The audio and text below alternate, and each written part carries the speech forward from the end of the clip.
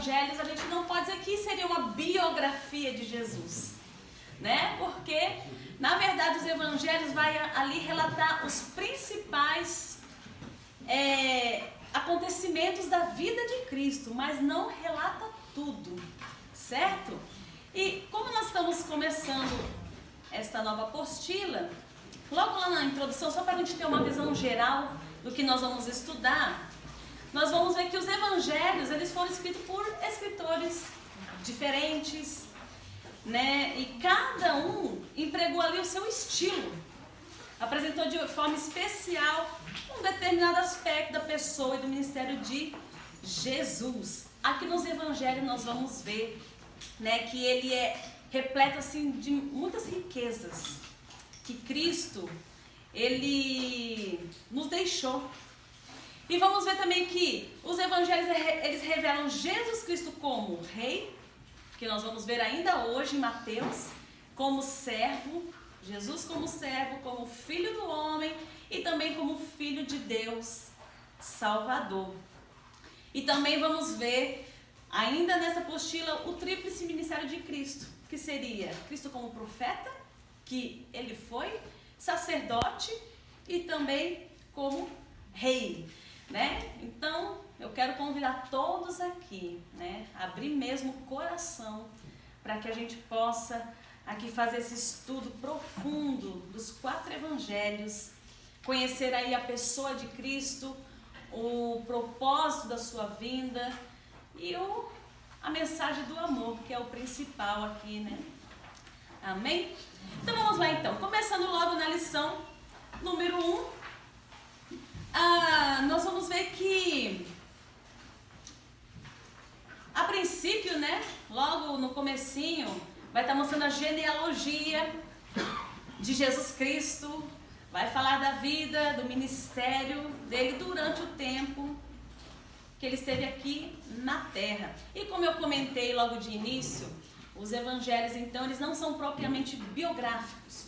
Por quê? Quando a gente lê uma biografia de determinada pessoa, nós vemos que ali na biografia começa então com o nascimento dessa pessoa e termina então na sua morte, né? E todos ali os principais fatos da vida dessa pessoa. Mas o que diferencia a vida de Cristo aqui é que começa com o nascimento dele, mas não termina na sua morte. Claro que ele morreu sim, mas diferente das biografias humanas, Jesus Cristo, ele venceu a morte, ele tornou a viver.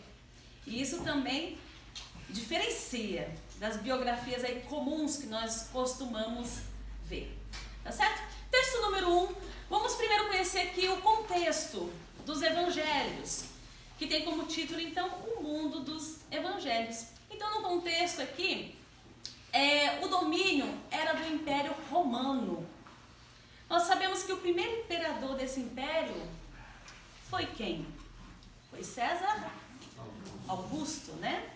E o próprio evangelho, a Bíblia, cita ali o nome de César Augusto. Ele foi o primeiro imperador ali desse Império Romano, que se tornou assim, um império poderoso, né? Na época era este império que dominava.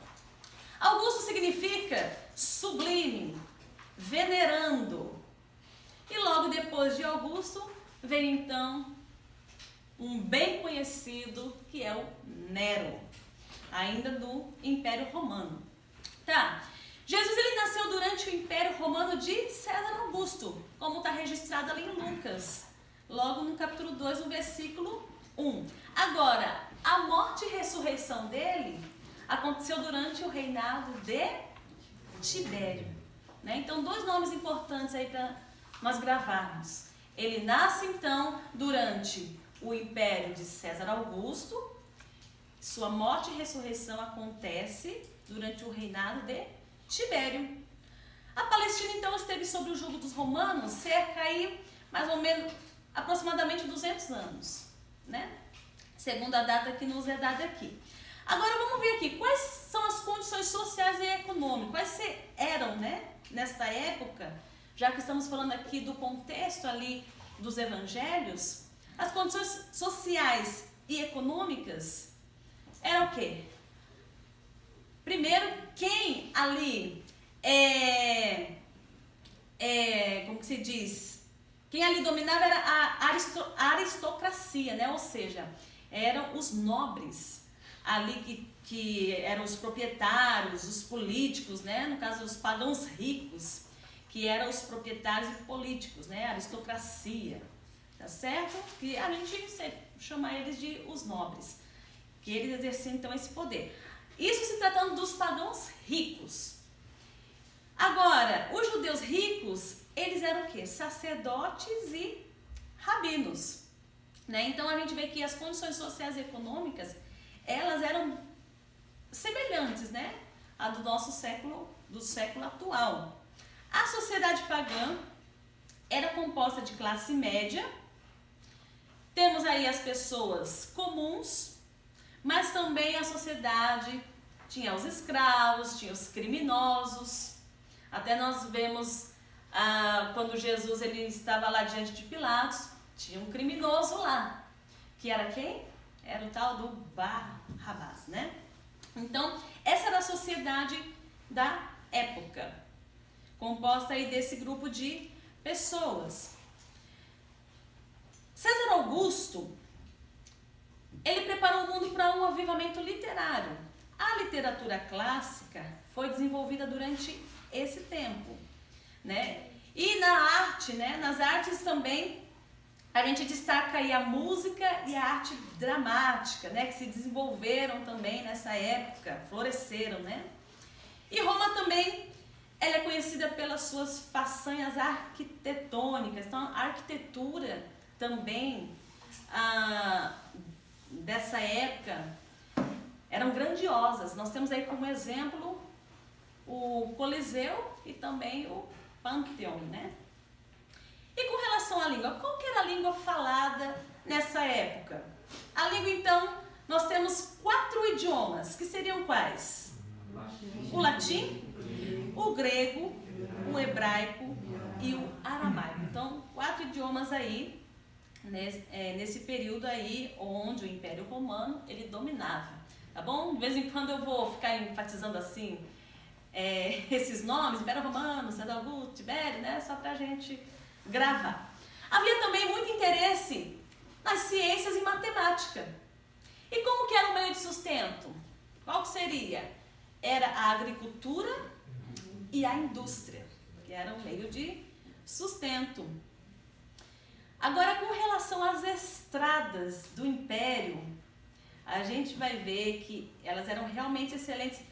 E vamos perceber ao longo do estudo também dos evangelhos, né, que o próprio Deus ele já estava preparando. Assim, Jesus ele veio no momento certo, né, no momento em que todas as condições, até como a gente vai ver agora, até com relação às estradas que foram construídas, ajudou muito isso na propagação desse evangelho, dessas boas novas, né? Então as estradas elas eram em linha reta, o máximo possível.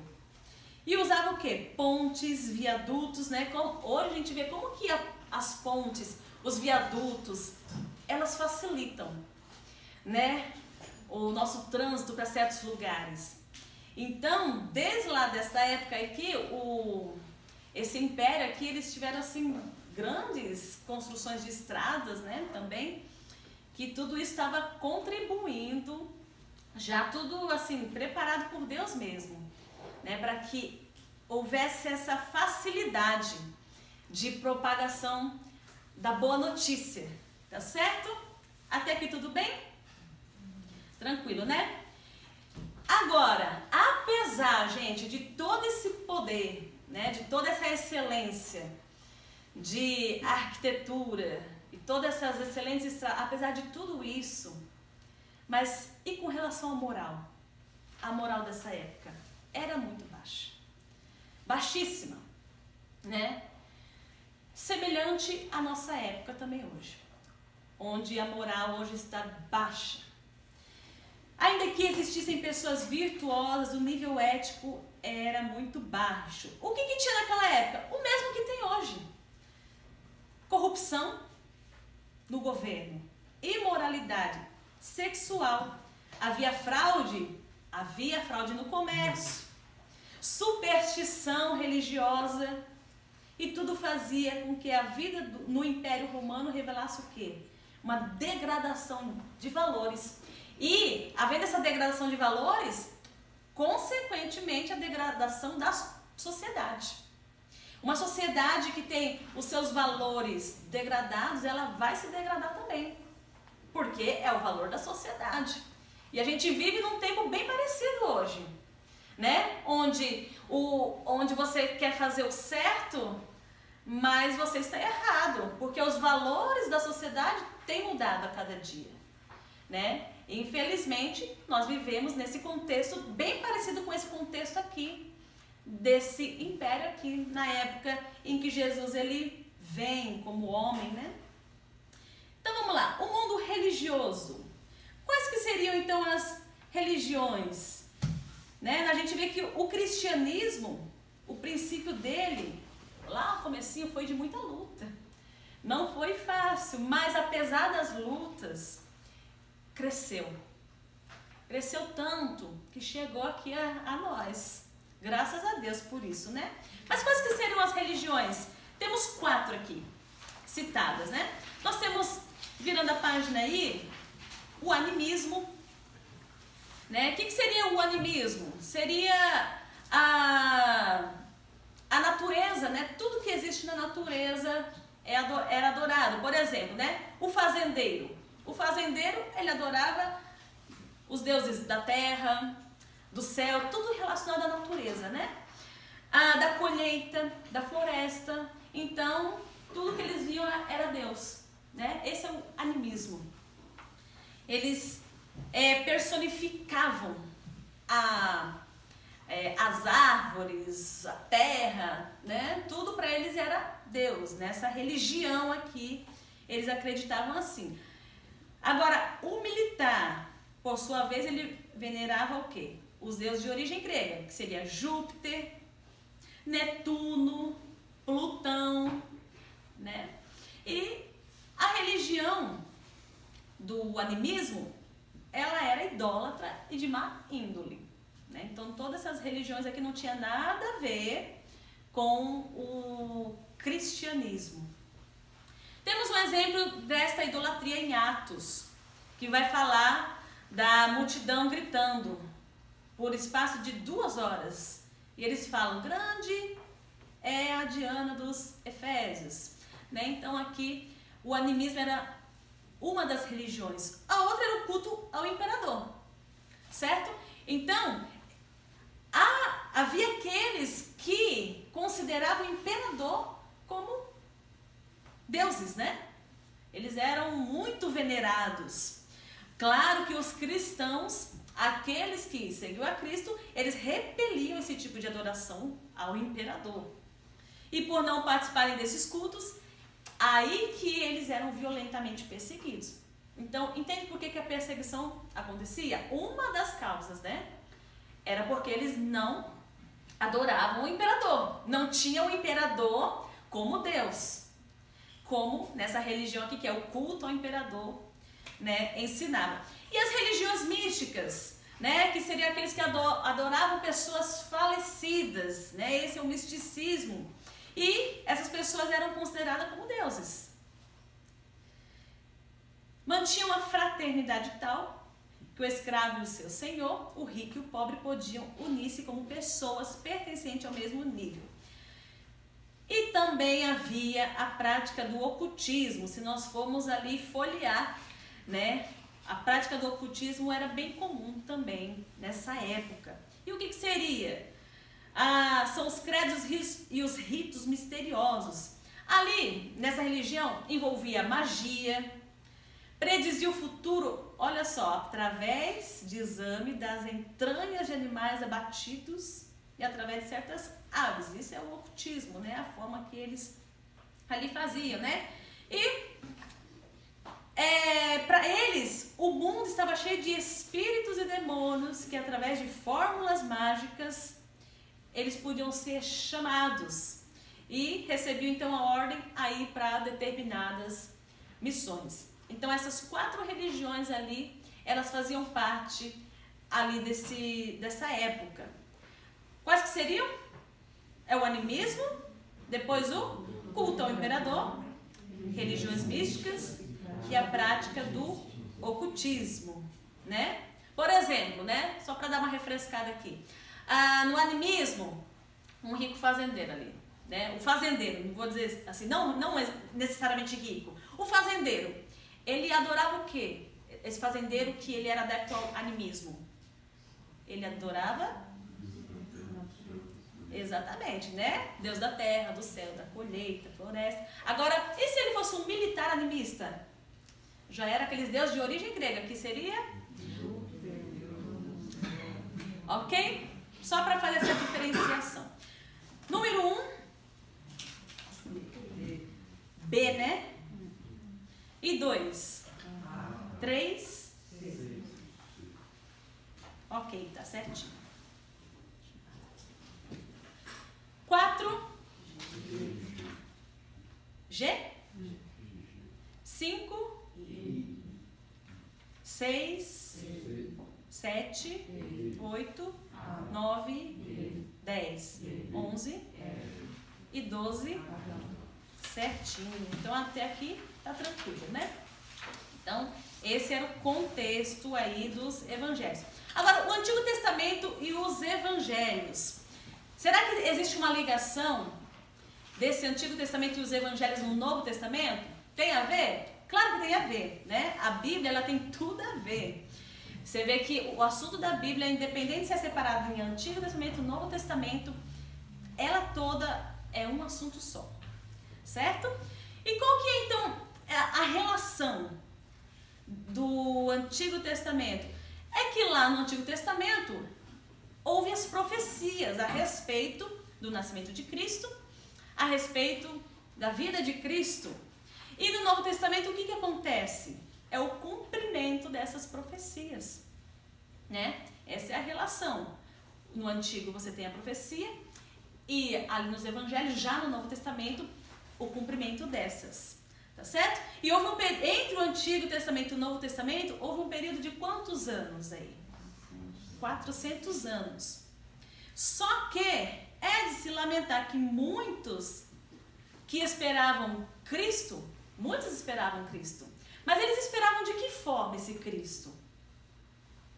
Como aquele que vinha reinar ali na terra mesmo, libertar eles do jugo ali deste império dominante, né? Era esse Cristo, esse Messias que eles estavam esperando. Mas da forma como Jesus ele veio, para eles foi inaceitável. Por isso que a gente vai ver daqui a pouquinho que ele foi rejeitado como Cristo. Ele foi rejeitado como Messias. Então, é lamentável que eles não creram que Jesus fosse esse Messias prometido lá no Antigo Testamento. Todas as profecias, elas falavam do nascimento, falava da vida, tá? Estou no segundo parágrafo, né? Falava do caráter, as obras, a humildade, o amor, a morte de Jesus, tudo foi cumprido. Igualzinho, do jeitinho que essas profecias foram anunciadas. Há mais ou menos 40 profecias sobre Cristo no Antigo Testamento. E elas eram, na maioria, chamadas de messiânicas, porque referente ao Messias. Tá certo? Por exemplo, o livro que tem mais profecias messiânicas seria quais? Salmos, Isaías e Zacarias. Agora, qual que é o que tem o maior número de profecias com relação a Jesus Cristo? Isaías, né? Tem pelo menos 16 referências ao Messias e, claro, o 53 ele é bem conhecido de todos nós, que fala ali, né, do sofrimento dele. As profecias descrevem o Messias sob 2 aspectos. Primeiro, mostrando Jesus Cristo como Messias rei e o Messias sofredor, né? Tanto essas como aquelas se cumpriram. o Messias que viria como rei também teria que passar pelo sofrimento. Vamos ler esse versículo todos juntos? Vamos comigo? Eis que eu envio o meu mensageiro, que preparará o caminho diante de mim. De repente, virá ao seu templo o Senhor, a quem vós buscais, o anjo da aliança, a quem vós desejais. Eis que ele vem, o Senhor dos exércitos. Amém. Deu para entender então essa relação, né? Enquanto um é a profecia, o outro vem aí para cumprir. 13 e a 14. 15 C. Tá certo. Agora, o cenário judaico. Vamos falar um pouquinho aqui do judaísmo, porque o cristianismo, ele veio do judaísmo, né? Mas vamos lá, o judaísmo no primeiro século era baseada em quê? Nas próprias escrituras, ou seja, ele era baseado na lei e profetas. E eles enfatizavam monoteísmo, ou seja, né, no judaísmo não era permitido, assim, admitir a existência de outro Deus, certo? Para entender bem o Novo Testamento é importante estudar o judaísmo. Por quê? Porque foi da onde o cristianismo se originou, né? Então, a pergunta é, da onde que veio o cristianismo? Ele foi de origem, da onde, né? De que religião? Veio do judaísmo. Mas vamos entender melhor aqui, ó. Os ensinamentos do Novo Testamento sobre Deus, homem, pecado, salvação, graça, oração, têm suas raízes nas páginas do Antigo Testamento. Agora, a história dos judeus inclui aí, gente, guerras, fugas, exílios, como conhecemos bem, mas também, na história de Israel, houve muita influência pagã, demais, né? Porque o povo de Israel, eles acabaram convivendo com nações pagãs, pessoas pagãs, então, em determinadas épocas, eles foram muito influenciados, né? Pelos valores ali pagãos. E a gente sabe que a história de Israel ela é assim, né? Um dia estava lá no auge, de repente, moral baixíssima, e ficava assim, essa montanha russa aí. E nos tempos de Judá,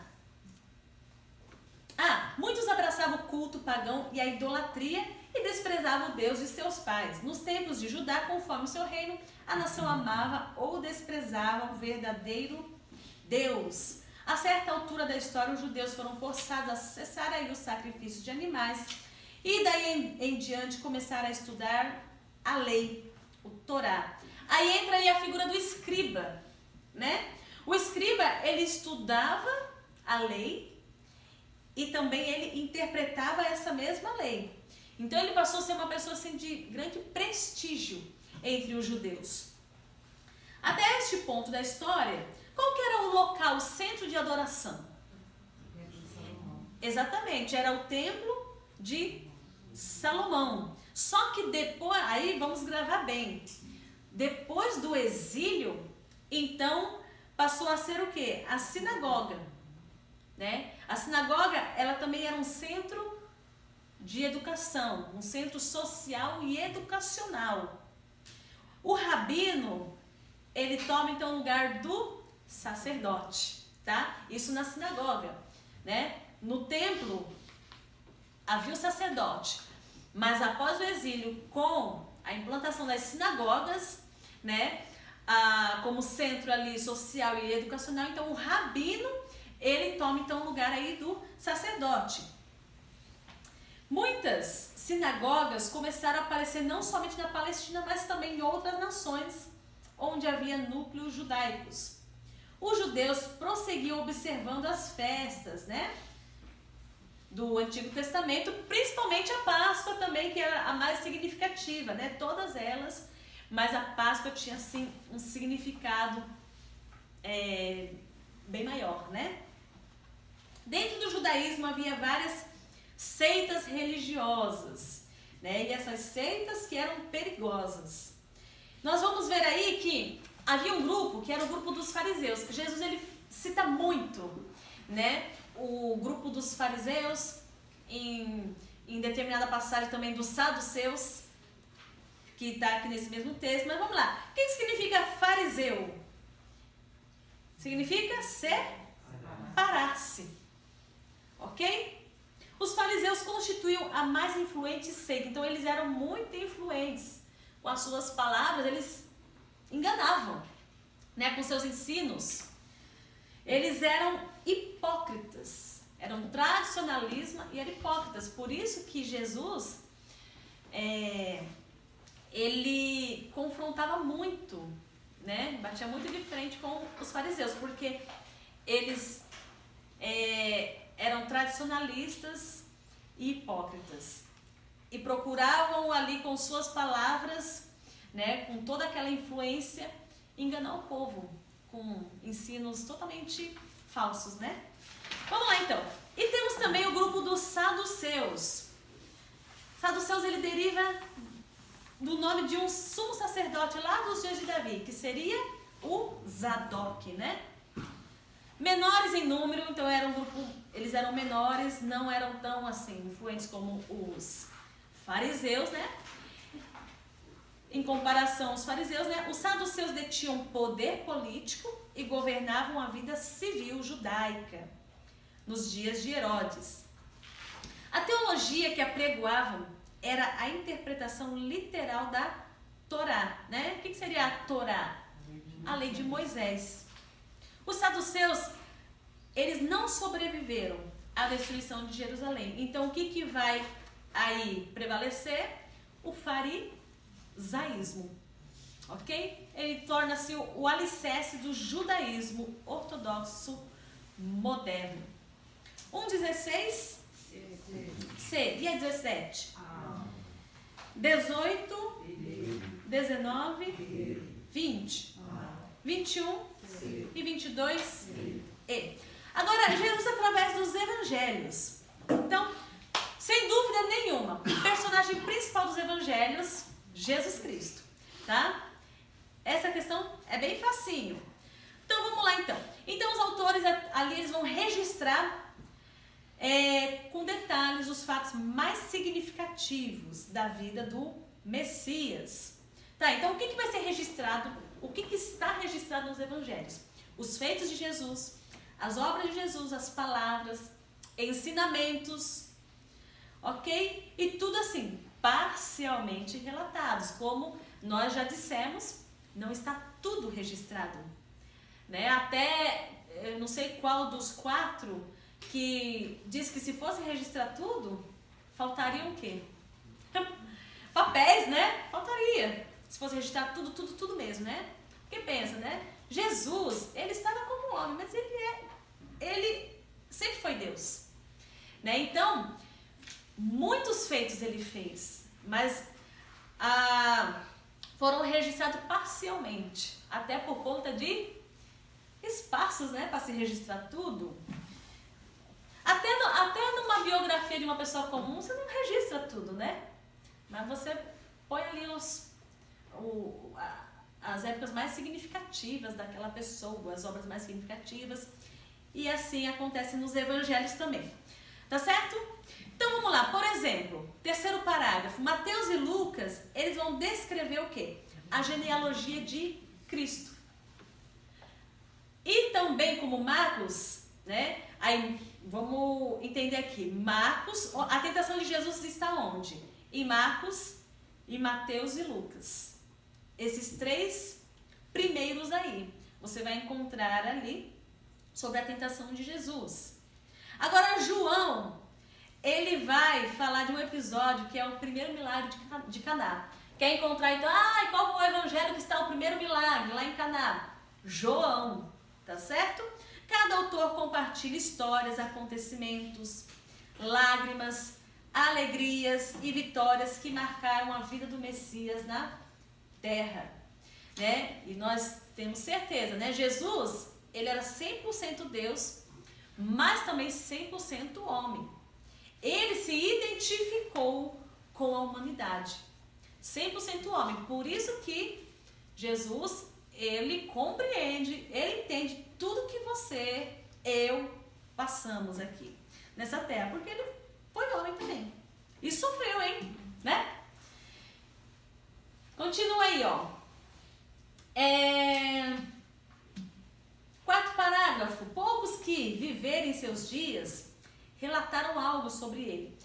Agora, lembra do Flávio Joséfo? Quem foi Flávio Joséfo aqui? Foi um historiador judaico, né?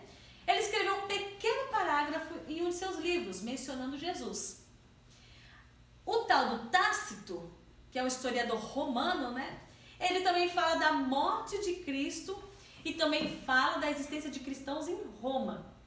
Então aqui, dois historiadores citando aí Jesus Cristo e também citando sobre cristãos ali em Roma. Não há muitas referências sobre o Messias no Antigo Testamento, por isso devemos estudar bem e guardar em nossos corações as palavras dos evangelistas, pois são para nós obras literárias inspiradas e ungidas pelo Espírito Santo sobre a vida de Cristo, nosso Salvador. E nós vamos terminar aqui com as palavras de Jesus. Jesus, ele diz o que em João 14,15? Se vai fazer o quê? Guardareis os meus mandamentos. Então nós vemos que dentro dos evangelhos estão os ensinamentos de Jesus Cristo. E o que Jesus, ele, vamos dizer, lança como, digamos, um desafio. Se vocês me amam, então vocês vão guardar aquilo que eu ensinei. O evangelho, ele mostra, sim, o amor de Jesus, mostra que ele veio, mostra ele como rei, mostra como servo, mas mostra também os princípios, né, os ensinos. E é sobre esses ensinos, sobre esses princípios que a nossa vida ela tem que ser pautada, provando, né, comprovando aí o nosso amor por Jesus Cristo, como ele mesmo disse. Se me amam, então guardam tudo que eu ensinei, guardam os meus mandamentos. 23, C, e o 24, e o 25. Não tem? Não, é da próxima, desculpa. Eu fui seguindo a sequência aqui. Ok, agora vamos fazer uma comparação dos 4 evangelhos, né? Essa comparação aqui era interessante, né?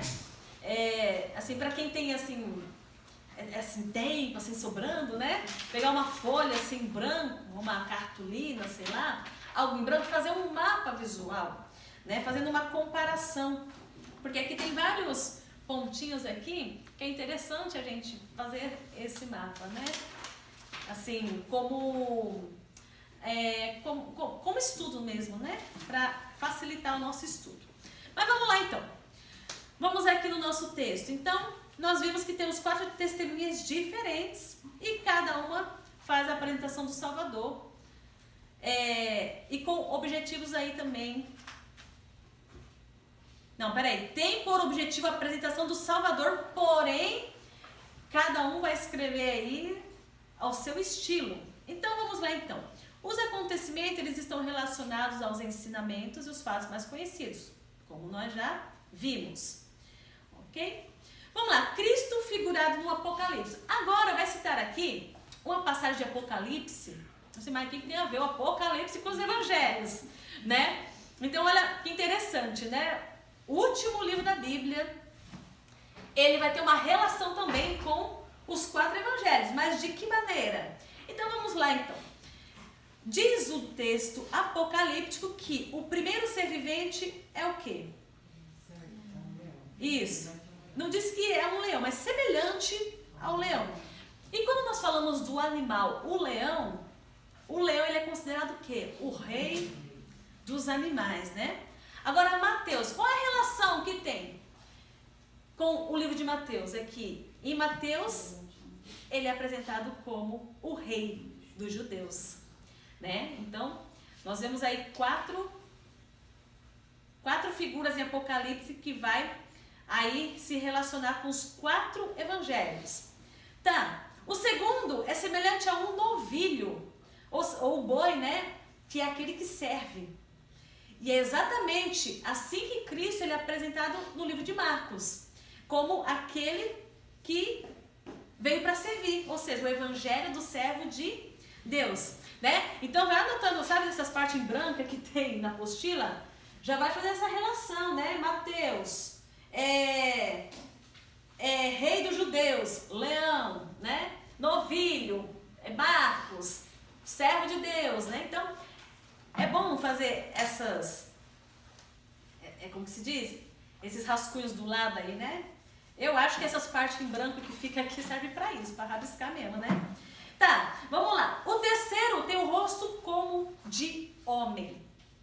E é exatamente assim que Lucas, ele apresenta, né? Jesus Cristo como filho do homem. O quarto é semelhante o quê? A águia que voa. Então, João, ele apresenta o evangelho do Filho de Deus, tá? Cuidado, porque Lucas apresenta o evangelho do Filho do Homem, que relaciona com a semelhança do rosto de homem, e João, o evangelho do Filho de Deus. Jesus se assemelha à natureza da águia. Por quê? A águia, ela voa. E Jesus aqui também, assim, fazendo uma relação, ele nos leva às alturas celestiais. Ok? Tudo bem até aqui? Fizeram as anotações. Tá certo? Então, o propósito de cada escritor. Então, qual seria o propósito de Mateus? Então, Mateus, ele escreve para quem? Para os judeus. Né? Mateus, ele era judeu.